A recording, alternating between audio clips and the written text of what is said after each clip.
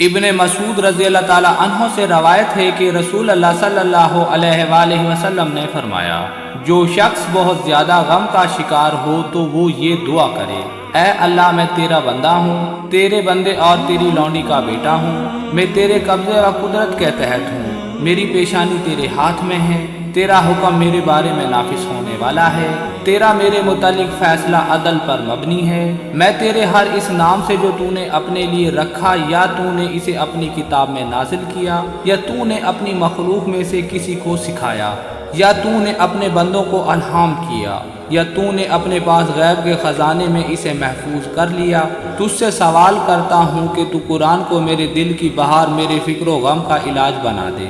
جو شخص یہ کلمات پڑھتا ہے تو اللہ اس کے غم دور کر دیتا ہے اور حزن و غم کو فرحت و مسرت میں تبدیل کر دیتا ہے۔ انس رضی اللہ تعالی عنہ سے روایت ہے کہ رسول اللہ صلی اللہ علیہ وآلہ وسلم نے فرمایا، جب مسلمان کسی جسمانی آزمائش سے دوچار ہو جاتا ہے تو فرشتے سے کہہ دیا جاتا ہے، اس کے وہ صالح عمل لکھتے چلے جاؤ جو وہ پہلے حال صحت میں کیا کرتا تھا، اگر وہ اسے شفا بخش دے تو وہ اسے گناہوں سے پاک صاف کر دیتا ہے، اور اگر اس کی روح قبض کر لے تو وہ اسے معاف فرما دیتا ہے اور وہ اس پر رحمت فرماتا ہے۔ حضور نے فرمایا، اللہ اس شخص کے چہرے کو تر و تازہ رکھے جس نے میرے سے کوئی حدیث سنی، پھر جیسے سنی ویسے اسے آگے پہنچا دیا۔